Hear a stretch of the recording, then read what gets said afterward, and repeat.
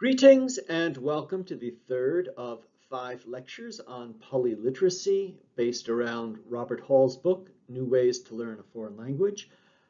If anybody is just joining for the first time now, polyliteracy is a term that I've coined to reflect my own predominant love of learning lots of languages, including ancient and dead languages, primarily for the sake of reading literature in them. This is to be maybe compared and contrasted with polyglottery, which is the love of learning lots of languages for the sake primarily of speaking them. And both of these are to be contrasted with normal language learning, which is not an obsessive love of learning languages at all, but a specific need to learn a specific language at a specific time in your life. And Hall's book is designed to help those learners, all learners, understand the difficulties that you're likely to encounter in embarking upon the study of foreign languages and understand better how to overcome them. So hopefully anybody should be able to get something out of his lectures, my lectures, and his book. So we're on to part 3 this time, which is building new language habits. Let's begin by reviewing what we talked about last Tuesday. The nature of languages was part 2, and this was all about linguistics. It had 5 chapters. Chapter 5 was about speaking and writing, the main point being that reading and writing are not distinct from speaking, but are based upon it. So you need to have, even if your main goal is to read a language, you have to have something to sub-vocalize underneath it. So you need to know some sounds in order to read effectively.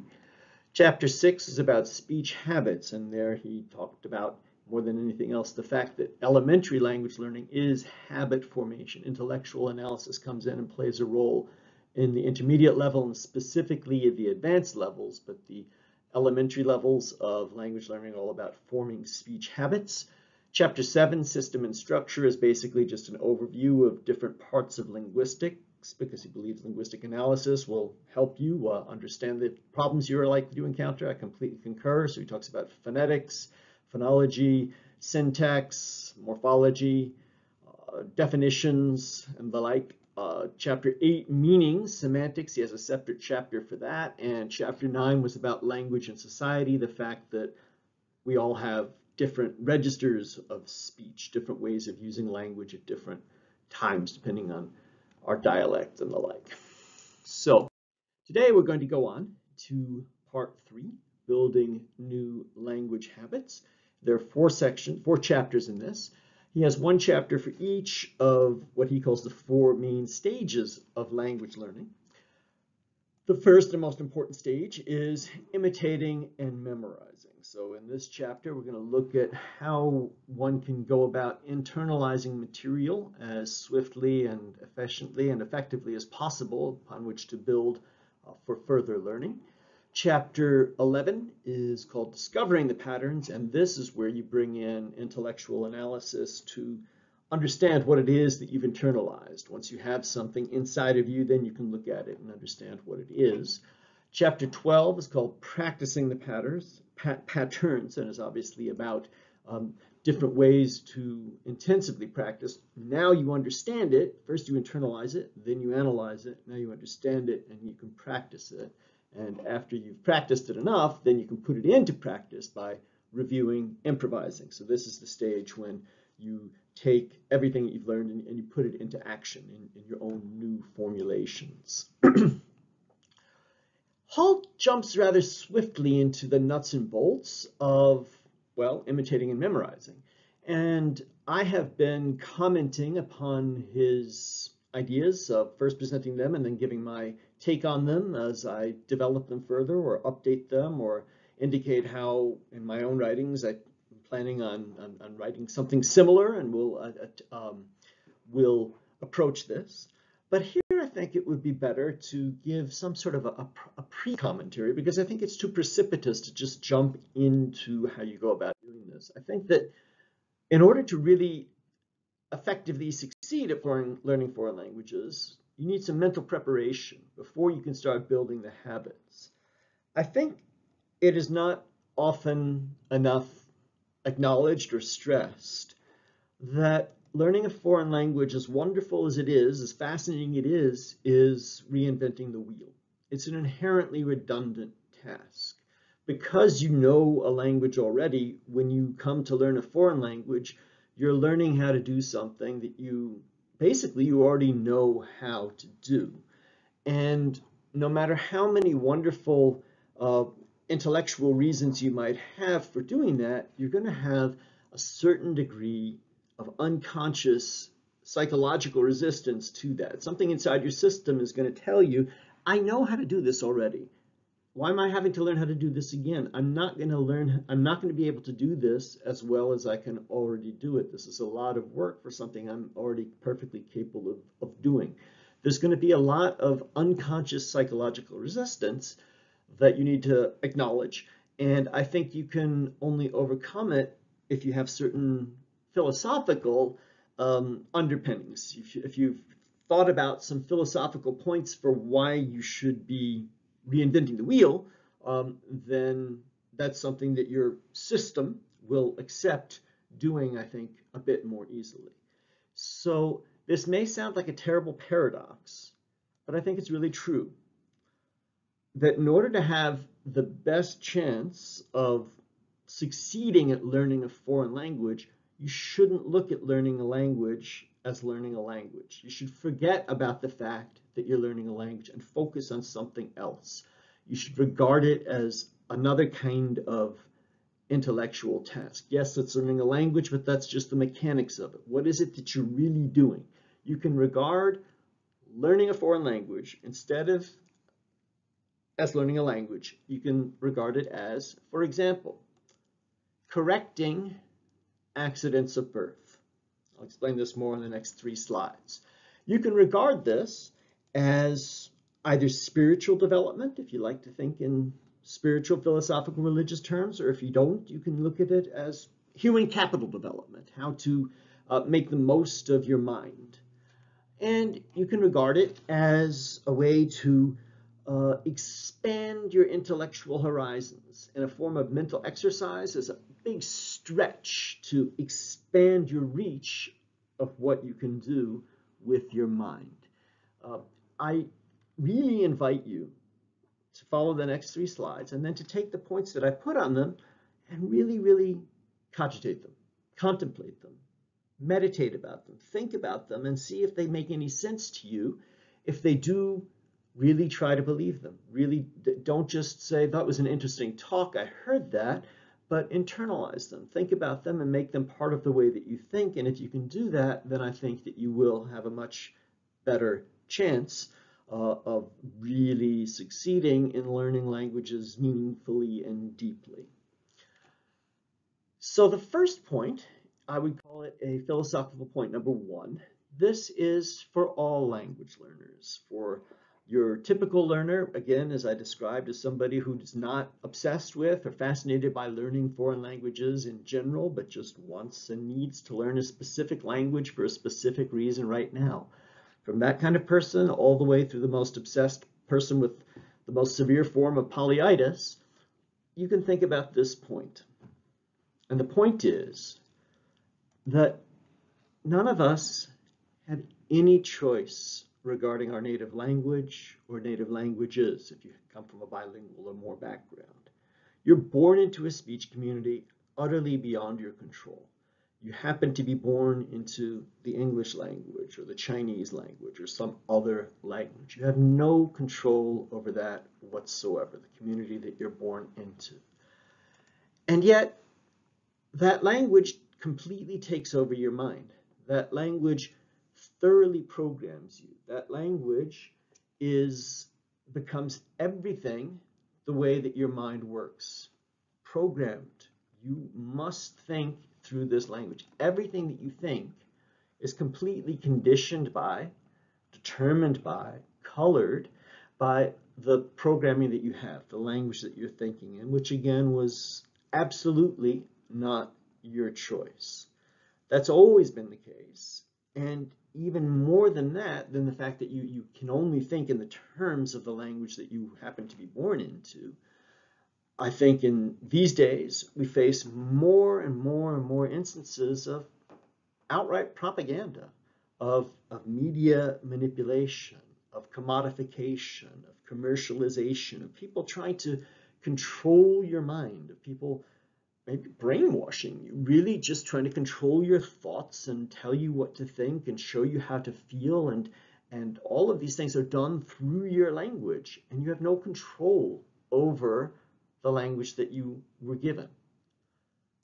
Over and against that, if you can regard learning another language as not learning a language, but making a choice to take control of your own programming. You're saying, yes, I'm learning a language, I'm going to learn to speak it, read it, write it, but really what I'm doing is I'm going to control the program, the way that my brain functions, the terms that it uses, the way it thinks, rather than just accepting what I happen to be born into. I'm going to choose the terms that I do that in. And particularly, if you can do this well enough to really think in the language, to use this as an alternative, a language that you learn through conscious study, as an alternative to a language that you just happen to inherit, you're determining the direction your mind takes. You're determining the terms that you're going to think in. And when you can do that, at very least, you might be still exposed, if you read expose yourself to a lot of media in that new language, you're still going to be subject to these efforts to control your mind, but you'll at least see them from a different perspective, and you'll have a better choice of avoiding them or resisting them. And even if you just happen to, I said, use the examples of English and Chinese, either one of these could be used as your native language if you happen to be born into it. Either one of these is going to exert enormous amounts of control over your mind. And if you learn the other one, though, and you don't expose yourself to that kind of media, but you just think in it and use it on your own, then I think you are kind of really taking control of your mind in a way that you can't if you just accept the language that you happen to be born in. So philosophical number one for all language learners, language learning, don't think of it as language learning, think of it as controlling the program that your mind runs on. Philosophical point number two, is for everybody who has polyitis, everybody who is affected with a love of learning languages, lots of languages for the sake of it. Why should you want to do that? What's the purpose of that? Well, again, none of us have any choice in how multilingual we are or are not. If you're born into a society where multiple languages are spoken, you'll speak them. If you're not, you won't. If you're born into a family where your mother speaks one language and your father speaks another language, you're likely to grow up bilingual. If both of your parents speak the same language, you're likely to grow up monolingual. You're not having any control over this. Up to a certain point, everybody who comes from a multilingual society, is naturally multilingual. You have societies in Europe and Africa and in Asia, you have societies where multiple languages are spoken, and pretty much everybody speaks them.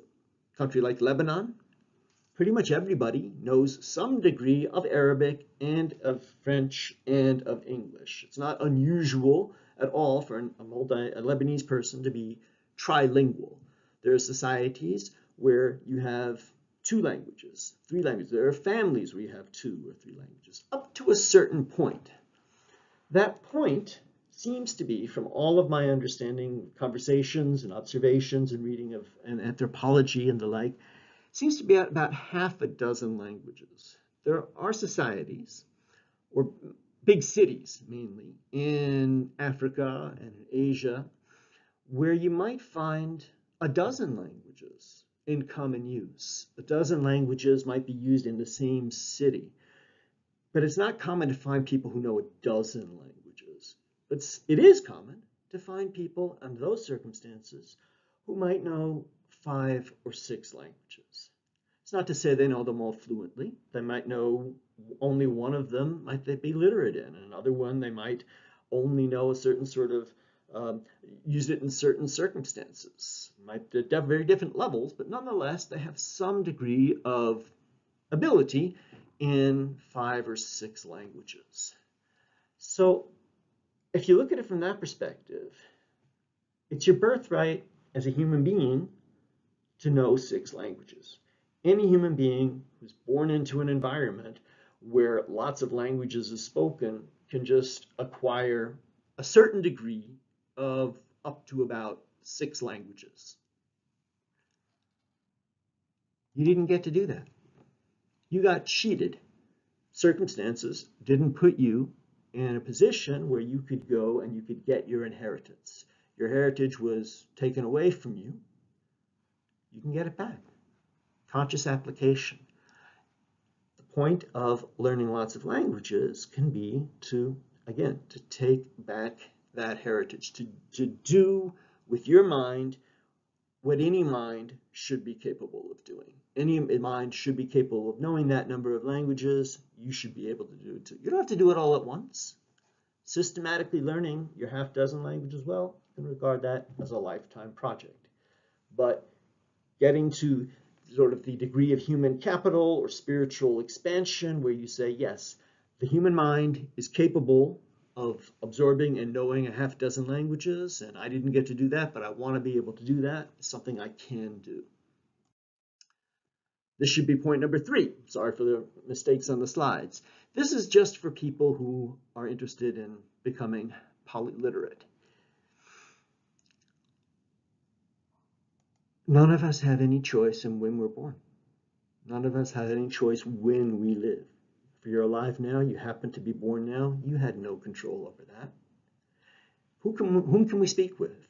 We can only have conversations, talk to other people who also happen to be born about the same time that we were born. However,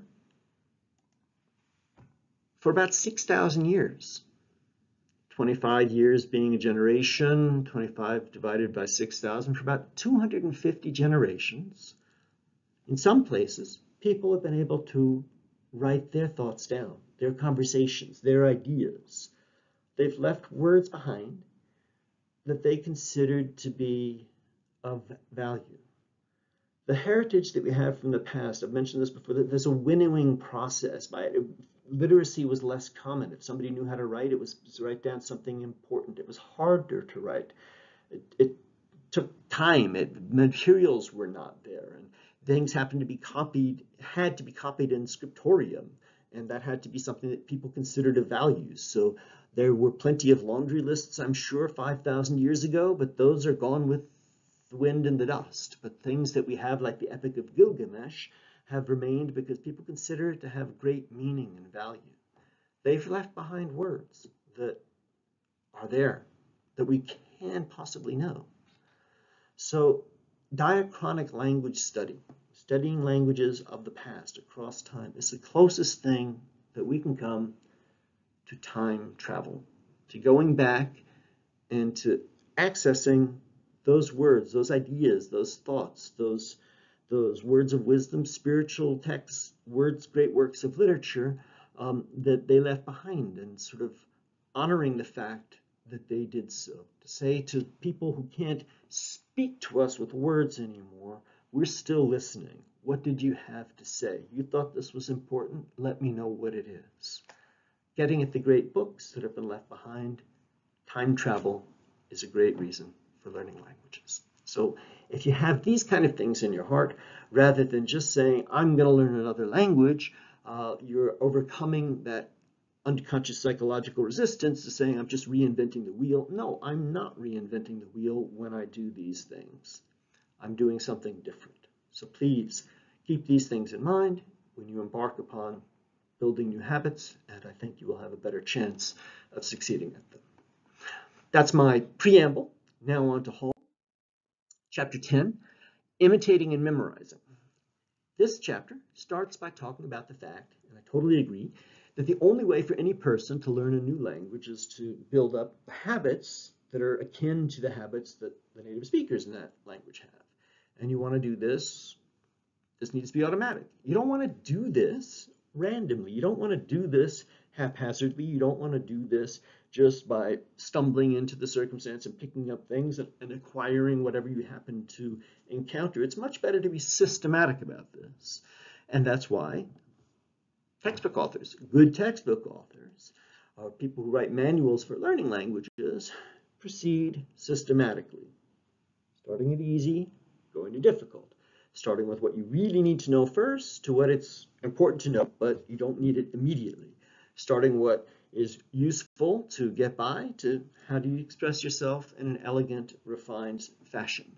Hall says that, and I think this is a common presupposition among many people, most people, that really you should master the contents of one lesson before going on to the next. I don't necessarily agree.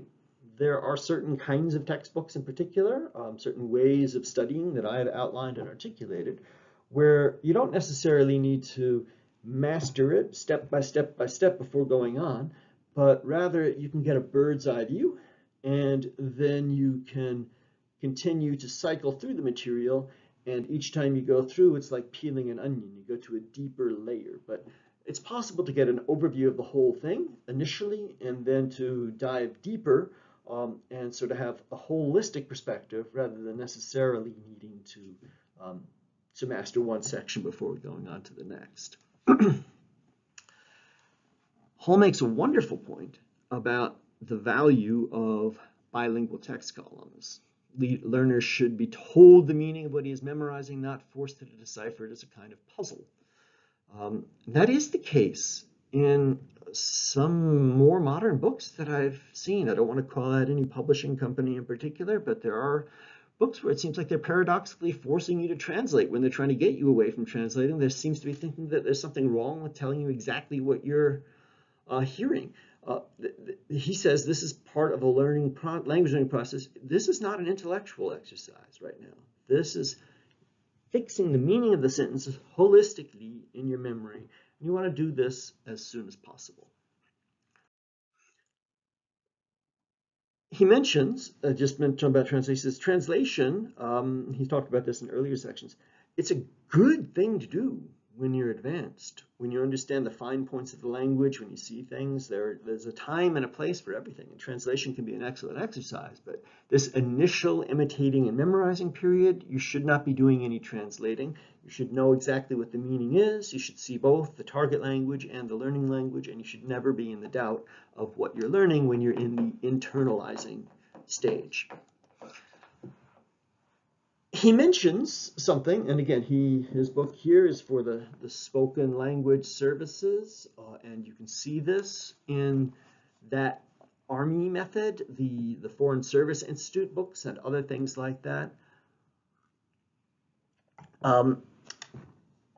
The building up, or you can look at the other way, the breakdown of a sentence. Rather than when they give you a whole new long sentence, they don't give it to you all at once. They give you one word, then 2 words, and 3 words, and they build up to it.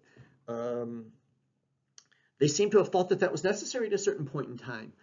Frankly speaking, I never really understood that, and that's one thing. I tend to enjoy lessons or manuals from the past, but that's one thing I don't have any qualms about not seeing so much or using so much anymore.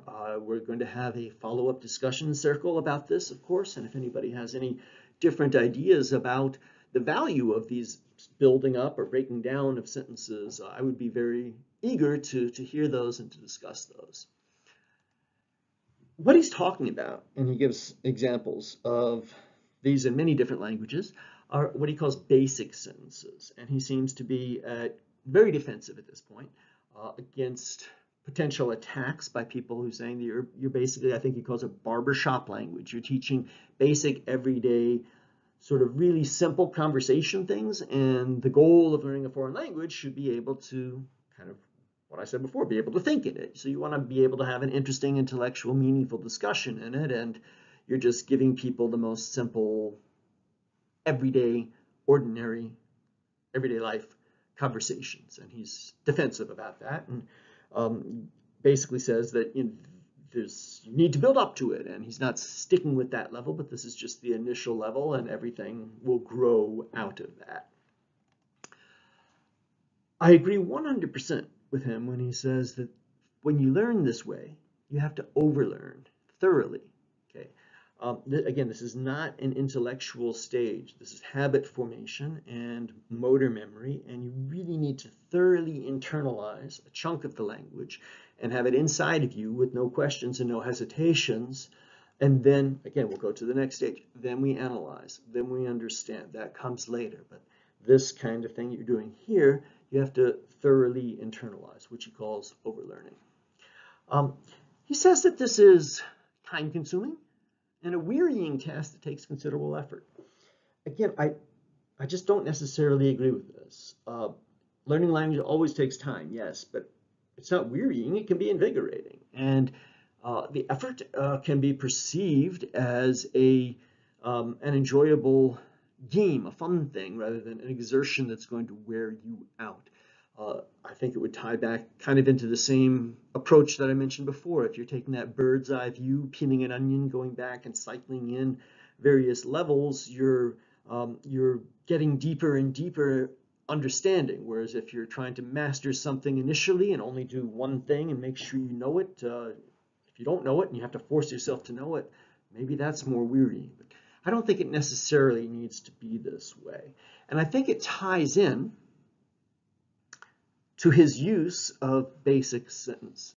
I'd like to talk now about some basic sentence alternatives, and yes, I think they're preferable in all cases. I think there are others that we could think of, but there were three kinds of alternatives to basic sentences that were definitely around in his time, that he should easily have known about, probably did, but didn't address here. It's kind of a short, cursory book. Maybe that's one reason, or maybe he didn't think of them. I don't know. But rather than having basic sentences that contain just mundane, let's call it a spade, boring, everyday conversation about, just doing something mundane, not terribly interesting, you can make it more lively if you have humor. Jokes, puns, situations where you're made to laugh and do something. Where might you see humor in systematic lesson books? Take a wild guess if you've seen any of my previous videos. What's my basic go-to method for learning manuals for learning language? Assimil, the French company that's been around since, I don't know, 1920s, I think. And they use a kind of humor in almost all of their lessons. It's a very French kind of humor. I've been studying French my whole life. I'm not sure I really understand French humor yet, but I'm getting there. Maybe I'll get there by the time I die. French humor is not always totally comprehensive, but you can often see that it is. And it just makes much better reading, fun, comprehension than boring, everyday, mundane conversations. Another thing that you could use, and he does address this but then dismisses it, is you could use descriptive paragraphs. You can use a description. Comprehensible input wasn't a term in his day, but just going around and saying, this is this. Here in my room, I see these kind of things. I am now in my living room. This is a chair. This is a desk. And then having a conversation about these kind of things. This is another company that had been producing autodidactic materials for decades at the time Hall was writing. And take a wild guess, all of you who know the companies that I like, what's my fallback if there's not an Assimil, or sometimes I say it's better than Assimil. What other method is really, really good for teaching yourself a foreign language? Linguaphone. And this is what the Linguaphone company has done. All of their manuals are structured around description of a room, a circumstance, a place, and then a conversation about that. And that also, to me, is just much more interesting than basic, mundane, everyday life, ordinary conversations. And then the third kind of thing that was also around in his time was, and I think that this is better either than either of these, but it's just not practiced as much. There's far fewer examples out there. And that is continuous stories. And the example of continuous stories that you could have from his time is, somebody asked recently if I was going to do an overview of my reviews, and I said, no, I was not, because I did do a review of this before. This is something that you can perhaps go onto eBay, and you can get yourself an old 1960s attaché case like this, and you can get some Berlitz self-teaching or comprehensive courses. Obviously, this was the size of an old long-playing record, and it comes with cassette tapes and the like. And they're only available for French, German, Spanish, and Italian. But these are just magnificent stories, continuous story. It's the same in all of them. You have a youngish American businessman whose father comes from one of these countries, and he's now going there for the first time. On the ride over, he encounters an older native from one of these countries that he's met at some fair convention prior in New York, and this person invites him to his house. This person has a daughter. They fall in love and start to get to know each other. There's also a rich cousin of the family who gets disinherited by a wealthy aunt who gives the inheritance to the daughter. The American businessman is in a car accident, so he's out of commission for a couple of weeks. They don't know what happens. It's kind of not literature, kind of soap opera, but it's a continuous developing story. And they do things like go to operas or go to the theaters and museums and talk about culture and history. It's quite rich. And it also has, interestingly enough, other things that have come up. Rather than bilingual text columns, it's an interlinear presentation. I think these are really outstanding. And these are all alternatives to basic sentences. And I think it would be possible to develop even more sort of stimulating ones along those lines. So this is just stuff to keep in mind. How can we adapt as autodidacts, self-teachers of languages, some of the things that he's talking about in this chapter? It's quite interesting. He doesn't refer to the teacher as a teacher, but rather as a drill master. And he says the main purpose of the drill master is to give patterns to be imitated. So he really stresses that the need that you want to have somebody who speaks the standard variety of the language, socially acceptable standard variety of the language. And I think that hopefully in a school teaching environment, you just have to trust the people who would hire this person. Not necessarily that you can, but I think that is something there. But as an autodidact, I think one thing that people do today is hopefully the audio recordings. You don't need to have a live person there. You can do this. But also you need to take some care if you're going to go to one of these sites where you can find a language exchange partner or a tutor. It's sort of iffy. You can't go to somebody and say, are you from the standard variety of the language? Do you speak a socially acceptable variety? I mean, people aren't likely to say no to that, but I think you need to take some care when you're choosing your material there. He also stresses the importance of choral repetition in a classroom setting. And I think that speaking aloud, when you do shadowing, for instance, the way I did in my Ojibwe demonstration or the advanced shadowing, that is a way of doing choral repetition itself. When you match the tone, when you do not mutter, but when you speak aloud, you're doing something quite similar. And just in general, he talks about interesting ways I mentioned already, becoming your own drill master, which I think is easiest to do if you have internalized some of those philosophical points that I began this lecture by talking about. The next chapter, chapter 11, is discovering the patterns.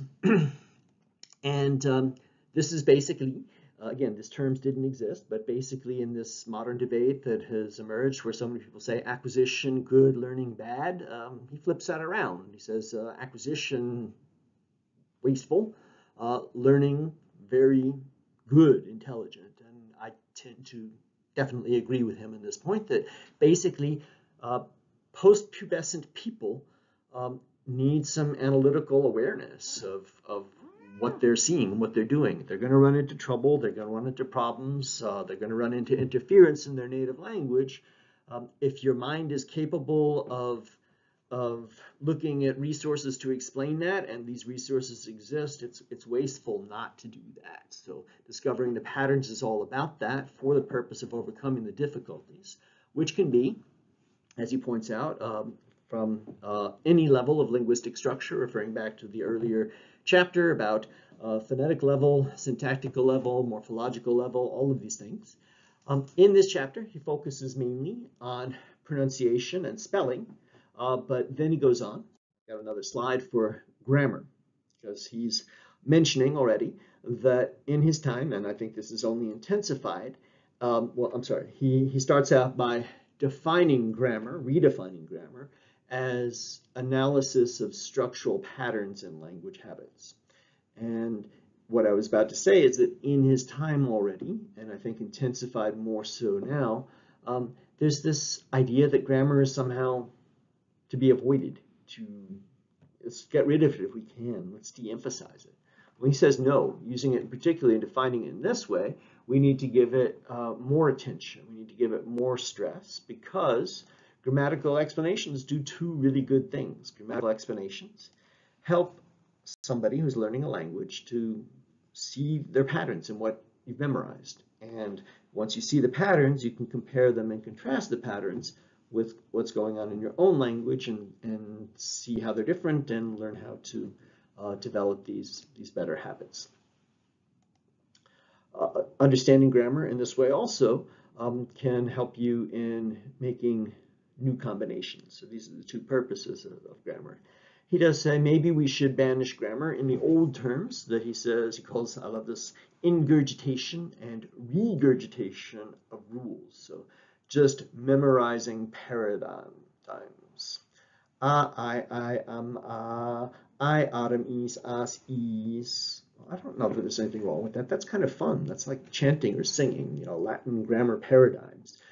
He doesn't see much use for that, but he says rather than banish that, let's take that and recast it in other terms. Let's put it as analyzing structural patterns in language habits. So he doesn't even necessarily want to get rid of that. So he finds grammar quite interesting and important. When it comes to practicing the patterns, he mainly in this chapter 12 just talks about various kinds of pattern drills. Pattern drills aren't something we see very much of anymore, so I hope you, if you're following this lecture series, I hope you looked at the book, and I don't want to go into too much detail, but he talks about different kinds of pattern drills. There are substitution drills where you just replace one element with another. The cat sees, the dog sees, he, sees, she sees, this kind of thing. You just replace, you're leaving the verb the same, but you're replacing the agent, the noun, with something. Correlation drills, he says, is when you change other parts of the frame to correlate with it. You change the gender, the number, the case, and the tense. So you would say, I see, you see, she sees. Right? You would say, I see him, I see her. You need to change these things. So it's not just sort of plugging in one thing to take another, but you have to take into account the other changes that come along when you substitute one word for another. He says each of these can be done in terms of simple drills. It's when you only change one part of the frame. So basically that would be, like I just said, with the example of somebody, simple drill, only changing one part of the frame. I eat, he eats, she eats. So you're only changing the pronoun. And then you have progressive drills where you change first one thing and then another. And I think these are more interesting than things like I read the book, I read the page, he reads the page, and then, so you change different aspects of the things. He says, I think this is really interesting, that the born language learner, he calls them, practices this kind of variation automatically without thinking about it. You just do it. You go around and you make it fun. You make it a game as you go about your life, whereas other people need to have this made explicit and made frequent. I think that this interest in this kind of patterns is made explicit and frequent in, well, again, in his own spoken language service courses, spoken Albanian through spoken Vietnamese. You can see the complete list on the back here. It looks like they had about 40 or 50 languages in the spoken series. The Foreign Service Institute courses and the Defense Language Institute courses. Foreign Service Institute courses are packaged by Barron's Services, still available today. You can get them free online or pay Barron's lots of money for them. Some of the Cortina courses that came up in the discussion circle last time, Chad showed the Cortina Russian. That course in particular has a lot of pattern drills in it. And I think that these are all older courses from the 1960s or so, but these are all courses that have strong followings, people who still like them and use them a lot in the polyglot community and language learning forums and the like. So among autodidacts, I think there's a recognition that these kinds of pattern drills can be quite useful. I personally, I do find simple substitution drills to be deadly boring, but progressive correlation drills for languages like Russian or Latin that have lots of grammar, those are well done. Those are incredibly, incredibly useful. So again, I would love to have this come up in a discussion circle. I wonder why these are completely banished from modern manuals. I think if you pick up a contemporary book that has lots of different types of exercises and is trying to give you all sorts of different kinds of exercises so you don't get bored, these just aren't there. I wonder if there was a feeling that these are actually bad rather than just boring for some reason, a reaction that came to this at some point in language pedagogy, but it is quite enigmatic. Again, given how manifestly useful these are for languages, again, as I just said, progressive correlation drills for languages that have a lot of complex grammatical forms, these are extremely useful. And it's a shame that they have been banished and done away with. Chapter 13 is called Reviewing and Improvising, and this is again focused on the classroom or textbooks that he has, talking about before you really can go out and speak a language, once you've learned things, there's a time for these review readings and these review dialogues.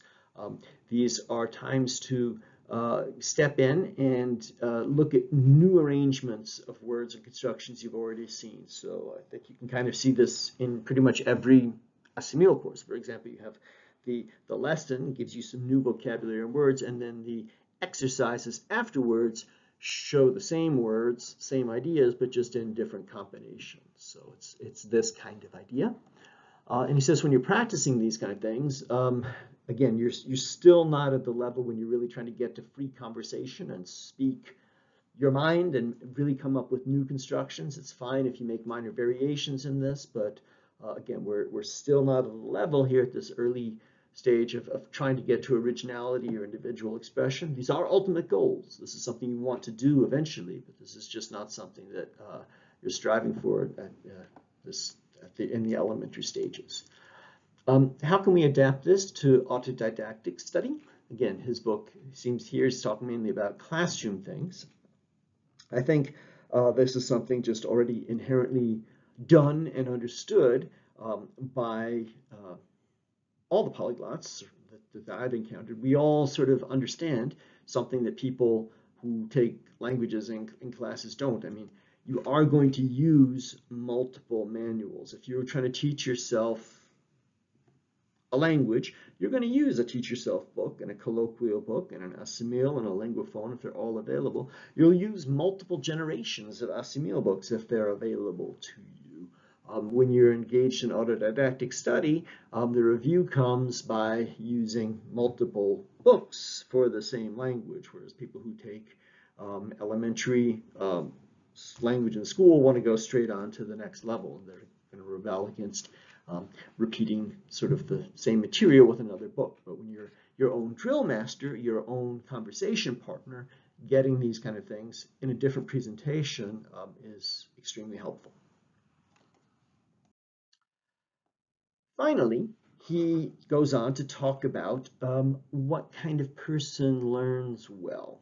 I don't know quite why he throws this in to the end of chapter 13, reviewing and improvising, but because he does, let's look at it and discuss this, and maybe discuss this in a discussion circle as well. He says that difficulties in language learning are primarily due to cultural inhibition. He's trying to downplay any notion of talent here and saying it's not some ability that you have, but the attitude that you have is what's more important. This I find very odd. He says that it's helpful to have a friendly environment, but not necessary. Well, gosh, if you have an environment where people are teasing you or an unfriendly environment, maybe he says not hostile, but you don't need a friendly environment. It seems to me you do. But you do need to be free of fear of making funny noises. I do see this among all the students that I've ever had in language classes. Other fellow students have been there. Yeah, you need to make funny noises. You need to stick your tongue out and stick yourself out and make noises, and you need to know you're probably going to make them wrong, and they're going to sound even funnier because of that. You can't have that fear if you're going to learn the language well. You're going to make mistakes. You're going to say things wrong. You're going to sound stupid is what you might be thinking in your mind if you're inhibited about this, but you can't think that. You need to be, okay, I'll make a mistake, and I'm going to learn from my mistake. I'm going to learn by trial and error. Oh, I don't say it that way, I say it this way. Good, now I know. I had to make that mistake in order to know how to say it. So you need these kind of freedoms of fears, freedom of fear of making funny noises, freedom of fear of making mistakes. He says you need a reasonably good memory. I took reasonably out. You do need a good memory. What is this? I mean, if you're going to learn something, you need to have a good memory. And unfortunately, I think a lot of people these days do things to weaken their memories rather than strengthen them. So naturally, it's difficult. Luckily, language learning in itself is good mental exercise that will strengthen your memory. So it's a chicken and egg question. If you practice learning languages, I think you'll get better at not just learning languages, but remembering things. So that's a side benefit of learning languages. He wants to come to, I think, a motivating, encouraging conclusion, saying that given the right attitude, and if you put enough energy and application, just anybody should be able to learn a foreign language. And I know that that's something that we're supposed to believe, but I don't. The idea is that everybody learns his or her native language, therefore we're able to learn a foreign language, but we just went back and we make all this distinction between acquiring a native language and learning a foreign language, and they're totally different beasts. The fact that you can acquire your native language as a child does not mean that you can learn a foreign language as an adult. Can everybody learn how to play the cello? Given a reasonable amount of effort and application,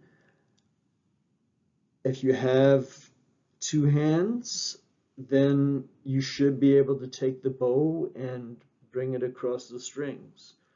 Will you be able to make noise that other people like to listen to, let alone play Bach's solo cello pieces? I don't think so. It's not something, I mean, I wouldn't want to live in a world where everybody can do everything. And it's not very interesting. We need people to do different kinds of things. So I've met too many people who want to learn languages, older people who've been learning languages their whole lives, and they have put in plenty of energy and application, and they're still trying, and they don't have these fears, and they're still plugging away, but God bless their hearts, they're doing everything they can, but they're still struggling after decades of effort. And to say that they should be, somehow if they'd done something different, they would be over that, is kind of, to me, that's sort of demeaning to all the effort that they have put into it. So I do think that there are people who learn well and people who don't. Just that there are people who can play the cello well and people who can't. People who can play some sort of sports well and people who can't. There's plenty of different things and talents that people, human beings, are good at, and to insist that everybody can do everything, I've never really understood that. Okay, I think we're getting to the end. That is the end. Next time, we're going to talk about part 4 of Hall's book, which he calls Interference from Old Habits. There are only 3 chapters in this section. Maybe I'll be able to make these lectures shorter than an hour. Chapter 14 is on sounds, chapter 15 is on forms, and chapter 16 is on syntax. This is on Tuesday now, and we are going to follow this up on Friday with a discussion circle for lecture 3. I have been holding the discussion circles on Fridays because if I publish my lectures on Tuesdays, usually most of the comments and questions come in on Tuesday, Wednesday, Thursday. They continue to trickle in for ages because they'll be out there, but the main thrust of people who are actively watching and wanting to discuss it seems to be within the first 24 to 48 hours, so having the discussion circle after that makes sense. It's most convenient for me to have it on on Fridays at 4 o'clock Chicago time, but this next one I'm going to hold not at 4 p.m.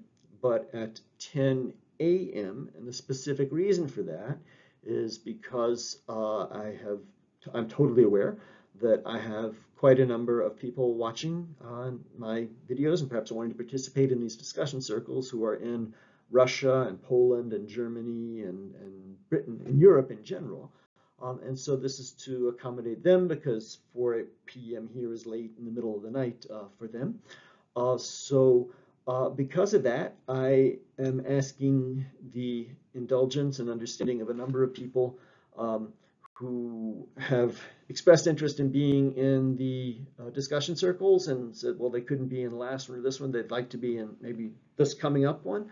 If I would like you, if anybody who wants, as usual, signal your interest to me again. In the contact form, in the description, you can say, I'd like to be in the discussion circle. And I haven't asked this before, but please let me know where you are. So this discussion circle is for people who are in the European time zone right now. And if you are not in Europe, if you're also in North America with me, and I have lots of people who are in Europe this next time, I would ask you to wait again. Next time we can do this in the afternoon again, but this time I'd like 4 p.m. To be the sort of the regular normal time, and then occasionally, exceptionally, every second or third discussion circle, I will move the time to accommodate those in a different time zone. So this upcoming one on this Friday, will be for those in the European time zone. So I guess I'm done for now. I thank you very much for your interest and for listening. And I look forward to meeting some of you in the discussion circle and to continuing this intellectual journey with you next week. Thank you. Goodbye.